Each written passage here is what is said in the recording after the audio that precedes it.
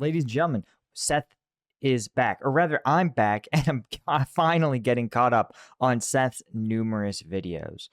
But what does it mean when you have a game where you just play as mole people? Seth's gonna let us know. Let's get into it.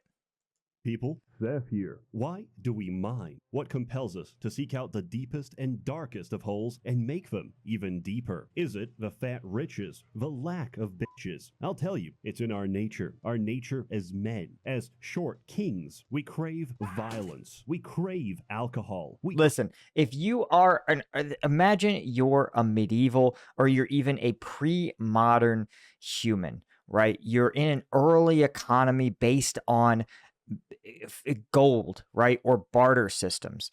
And in lands you control, you realize that sitting in the earth is something of extreme value. Perhaps a metal that can be smelted into bronze, perhaps literal gold, literal money put into the earth. Well, what you are going to do is find a way to extract that. And early mines were not really that elaborate. They were like quarries, basically, open pits that people would just dig into and then pull stuff out of. But that stuff would be so valuable that it would empower and enable the building of huge trading empires, right? One classic example is actually the Aztecs. The reason the Aztecs were so powerful was because they controlled the largest obsidian mine, right? Because they had something that no other civilization around them had, which was an easy way to make extremely sharp blades. And being able, other civilizations would trade immensely to get access to these extremely sharp blades. And so it doesn't require a skilled person to mine. Obviously, modern mining is a little different. It's a very engineering heavy field. But if you're a Bronze Age miner, literally just go into the ground, pull up what you need, and refine it or clean it up. And that voila, you have made money, and more importantly, you have power. Crave that mineral. And if you share these cravings, then I want you to sign on with Deep Rock Galactic. We've got danger, darkness, and dwarves. Deep Rock is easily the best cooperative game I've ever played, and like it or not, Okay, let me know in the comments if you want me to play some Deep Rock Galactic. I've heard people swear that it is pretty awesome. I'm going to tell you about it. So sit back, relax, and have a beer. But so help me God, if you order a fucking Leaf Lovers, I'll throw you in that hoop myself. Put yourself in our shoes. We want more gold, but child labor can only get you so far. When the planet itself resists your advances, the mines go dark, radio's silent, and children onto milk cartons. How do we deal with such a hostile work environment? We send in the dwarves. You play as one of 4 combat miners, sent into the most dangerous planet in the galaxy to get rich or die trying. But the planet hasn't exactly laid out a landing strip. Yeah, this is, okay, wow, wild. Guys, this sort of environment where the risk comes with considerable rewards is been a staple, again, of human civilization since before real, what we would consider modern economies even existed, right? The earliest Europeans to visit the New World were actually seeking gold. They were seeking stuff. Of course, the risk of death was tremendous. You would have to cross the open ocean in a primitive sailing ship. You would be expected to land in a place with hostile residents who didn't want you there, diseases which you had no immunity to, and you had absolutely no idea what flora and fauna might be waiting for you. But if you could make it back, you could make a lot of money. And of course, actually, the earliest days of capitalism as a concept, right, which is the idea of deploying your money into an investment and then having that investment offer returns to you, the investor, right? That's the core mechanic of capitalism. That actually got started because of how stupidly dangerous it was to get resources out of places like the New World or the spice trade, right? You would have these people who had existing wealth. They would say, listen, let's fund several of these ships. There's a risk component. We know that some won't return, but we think we can identify the ones most likely to return, and we will put our money behind them. And if they successfully do so, then they will pay us back. And the actual people taking the risk appreciated it, because the more resources you had to launch your venture, the more likely it was to succeed. You could have extra provisions if your journey took longer. You could get weapons to defend yourself from hostiles. So it became this very functioning system, but it was driven originally almost entirely by the same thing that drives these dwarves of Deep Rock Galactic, which is, of course, the danger inherent in getting that sweet, sweet resources. For you. Much like the great United States of America, the entire planet is our property. It just needs a little pesticide. So you'll need to work together, get the job done, and most importantly, leave no dwarf behind. Unfortunately, this is not reflected in company policy. Good luck out there. Here at Deep Rock Galactic, we love our essential workers, classes. Every self-respecting mining operation needs a digger. Sorry, my mistake. That's your word, my digger. He's got all the equipment you need to dig those holes. Here's my build. Full freeze gun, EPC, built for thin containment field. That may sound like a shitty condom brand, but I assure you, it's essential. Next, the satchel charge. Why'd I take damage over ammo? Because this build isn't for mining, it's for killing scouts. Game over, lads! Good work. A good scout is like a good wife, seen and not heard. This is because scouts have two things, a flare gun and an ego. So while you are blindly fumbling around in the dark, your scout has just quantum tunneled into another area code and directly into a cave leech. This is why... Okay, so scouting normally in real military operations is about one thing, and it is about intelligence gathering. That's it. I know movies love to depict scouts as fighting disproportionate enemy forces, but if you do that, you're bad. You're a bad scout if you're fighting people. That's not what you do, right? If your job is to fight people, you have a different name. It's literally a different role. Scout's job is to learn about an environment, and as we talked about, you are one dude that goes in, because the worst way to learn that an environment has a massive enemy force is dangerous and impassable. The worst time to learn that is once your entire army has set foot into that space, right? Now, your whole army is trapped in a swamp or surrounded by enemies, or has dysentery or something, right? That's why you send in a scout or a scouting team. And while scouts generally, historically, are more survivable than the average soldier, they still represent a small risk relative to the size of the entire military to learn information about that environment up ahead. Widely considered to be a violation of the NAP, so you're well within your rights to deploy the MAP, Minor Attracted Projectile.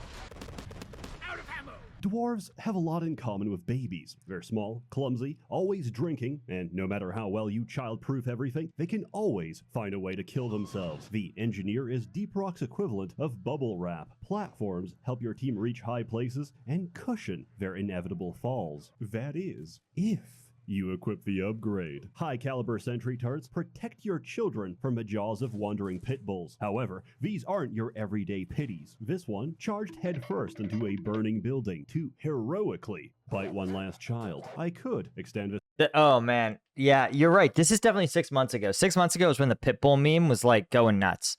I don't understand it. But I do understand people that are like, yo, here's the thing with pit bulls, guys. They're not the most aggressive dog breed, right? That honor belongs, I think, to Chihuahuas. But here's the problem. A Chihuahua, the thing is like a glorified rat, okay? Anyone can squish it. My grandma can squish a Chihuahua. A pit bull is stronger than most human beings. So if you're going to have if you're going to be in the A tier, the S tier of aggression, you want them to be in a body that's in the F tier of power. And someone made a dog breed that's in like the S tier of aggression and also the S tier of power. And then they're like, why is everybody scared of them? Because you made a monster, right? It's like being like, it's fine to give a kid a gun if that gun is a super soaker, if that gun is an airsoft gun, right? But if you give a kid a weapon that shoots 223 rounds, you're an idiot and an irresponsible parent, right? You have to understand that sometimes it's not what you're doing, but it's the power with which you do it. This metaphor by calling the wardens pit mommies, but I already made that joke. The gunner. Depending on who you talk to, the gunner is either a real man's job for the bravest among us, or a real boring job. Yawn. Whoa, nice zipline, nerd. Oh wait, I'm getting a call. It's the old folks' home. They want their mobility lifts back. Real talk, if you use your own zip lines in combat, please format your hard drive. You are a tank. Your job is to soak up aggro. You have a shield. You have a gun. You have 2,000 rounds of depleted uranium. Please use them. That was a joke. Here at Deep Rock, we love our green beards. If you hear it. Okay, I just want to point this out. Depleted uranium, the reason people love it is for two reasons. Is that after the Cold War, the U.S. manufactured a lot of nuclear weapons, like a lot. And it ended up with a bunch of leftover uranium that had been sort of expended. And they had another problem, which was Soviet tank armor. Soviet tank armor was pretty tough and was getting hard to penetrate. But they realized that they could take their trash in the form of old uranium and concentrate it into a metal alloy that was as hard as tungsten, right? That would, at a high velocity, would just melt and slice right through Soviet armor. And so they created these depleted uranium rounds, and they're like depleted uranium tipped rounds. But what happens is they get fired, everything breaks away. They literally look like an arrow, and then they break through, penetrating that tank's armor, and then, send little superheated uranium fragments all into the tank's interior. So depleted uranium rounds, where people are like, oh, DP rounds or DU rounds in a minigun. That's not how these work. Or anyone talk like that, bully them. They want you to play it safe. Call them a leaf lover. I don't care if we're on stage 3 of an elite deep dive. I am going to C4 of a scout. Are they mad at you for not using your platforms? Send them a booster seat to hell. They want you to stop committing friendly fire? Tell them, don't worry, I have friendly, when you know damn well that in fact you do not. One of the facts of life is that you don't get what you pay for. Netflix has an impressive catalog, but hides them depending on your location, and then hikes up the price anyway. Unfortunately, sometimes I'm sponsored by VPN, so I, can't have this.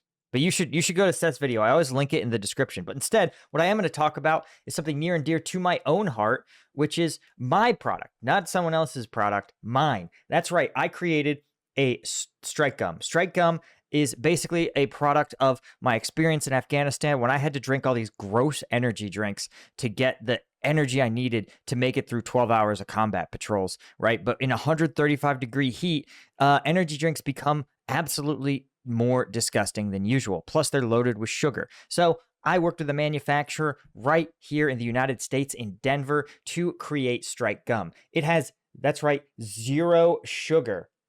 And even better, 90 milligrams of caffeine. Guys, each one of these pieces is like a Red Bull or an amp, okay?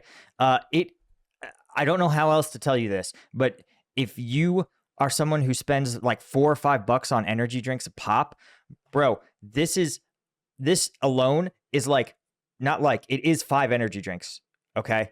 This is absolutely what you should get. You can go to strikegum.com to get some. The link is in the description, right? You absolutely want to check it out.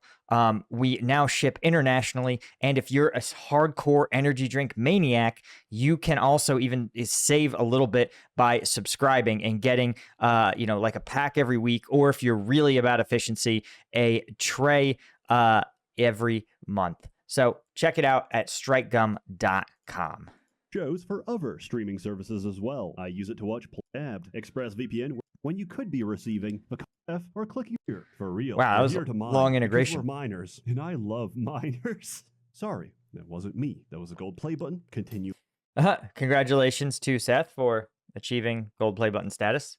Moving on, the terrain is 100% destructible and filled to the brim with precious minerals. Mine the minerals, dump a fat load inside of Molly, and make it home safely. Actually, scratch that last part, the minerals are top priority. If you want to come home, that mission better be finished. Oh, I'm sorry, you ran out of ammo? Well, we're not sending you a single bullet until you mine enough nitra to pay for it yourself. Each level is procedural. This is some libertarian wackadoo stuff, guys. You know, okay, I want to point out that back in probably like 2009, maybe 8, there was a viral like essay that went around, and it was a parody. It was a parody of a cop. It was basically a parody of a cop novel, like a noir detective story, but in a libertarian world where everything was a subscription service. So the cops would have to like pay for a siren subscription. They'd have to pay a subscription to use the cop car, and everything was advertiser based. So their handcuffs were sponsored by Doritos. It was meant to depict a libertarian hell. And slowly but accidentally, that's kind of where it feels like we ended up. Everything is a subscription service.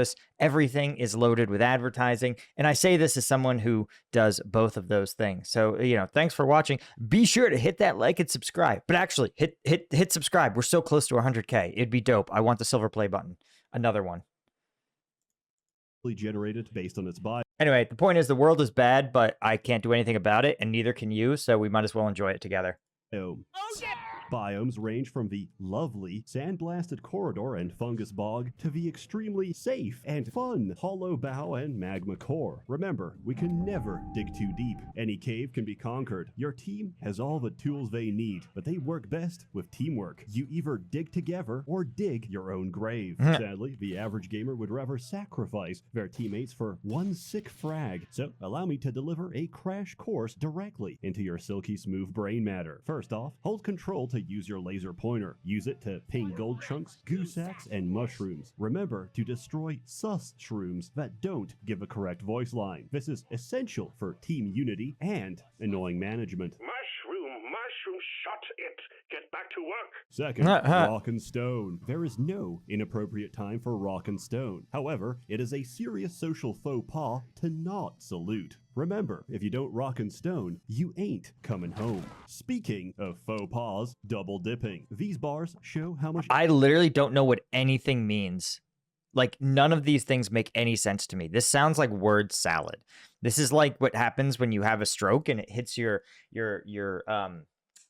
auditory or your like verbal centers. I don't think that's where where is the verbal center on the brain? I don't actually know. I should know this, guys. I literally married a psychiatrist who specializes in, like medical illnesses. Oh, okay. There you go.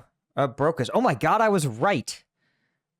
She would be so proud of me, lads. I can't even tell you.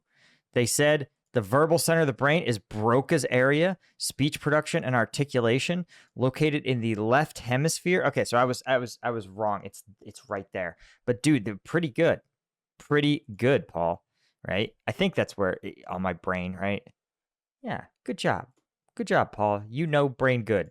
Ammo your team has. One serving of resupply gives 50% of your max ammo. There's 4 servings on each pod. Divide by 4 dwarves to get how many servings you're allowed to have. 1. Never double dip a resupply. Wah, but I need it. That's your problem. Take some ammo upgrades next time. If you really need more ammo, just ask. That's right, Deep Rock players have developed a heretofore unknown form of gamer communication. Manners. If you see R's in the chat, that means ready, as in ready to start the objective or ready to leave. Engineers, if someone pings a mineral, they want you to platform under it. Scouts, make sure your flare game is on point first and foremost. If you see platforms under minerals, that's your cue to mine them. Gunners, the zipline kinda sucks, not gonna lie, but if you shoot them with at least a 5-degree angle, you'll get a speed boost going down. Drillers are true egoists, beholden to none, free to shape the world around them as they please. If someone pings compacted dirt, they want you to drill it, but I don't care what you want. Do it yourself.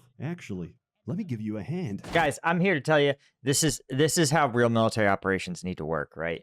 Everybody has a role, and if you're doing it right, no role is sexy. Sounds stupid. If you're doing it right, no role is sexy. This is how effective military operations operate, right? And it is a failure on some level of planning or a testament to the enemy's abilities if you as a combatant find yourself in a situation where you are at even or disadvantaged relative to the enemy. And the reason you get that way is because you have all the little hacks from all the different specialists who can work together to make things happen. We see it in Ukraine, right? How do Ukrainian sappers clear minefields, right? Because you need, right? If you had nothing but infantry, they would walk into a minefield, get blown up. So you need sappers to clear it. But the sappers can't just walk into a minefield. The Russians will shoot them. So they depend on artillery and drone operators to suppress the Russian forces so that the sappers can go in and clear the minefields so that the infantry can go in and provide cover. And then the sappers can continue to clear it. And then the tanks and IFVs can come in and support the infantry as they clear the Russian tanks or clear the Russian trenches. You see how all the specialists working together enable any war to function. So when you see these movies where there's like super sexy, badass, do it all commandos, you're just like, that's a movie thing. And honestly, some of the special operations guys that go on the podcast circuit, they have an incentive to create these narratives that's what they were like. But the reality isn't really like that. That was the 4th griefing joke, so congratulations. Your new employee hazing period is officially over. Welcome to the team. Now let's get to work. Mission 1, point extraction. Every point extraction squad. Okay, guys, that's going to have to do it for today. I am right at 20 minutes. But if you want me to finish this one out, you got to tell me in the comments. You got to hit the like button, right? Otherwise, I'm just going to find another video to watch, right? But we'll part 2 it if you guys want me to. And also, if you want me to stream on this channel or on Twitch, let me know. I'm down to do some Deep Rock Galactic, and I'll see all you guys in the next one. Cheers.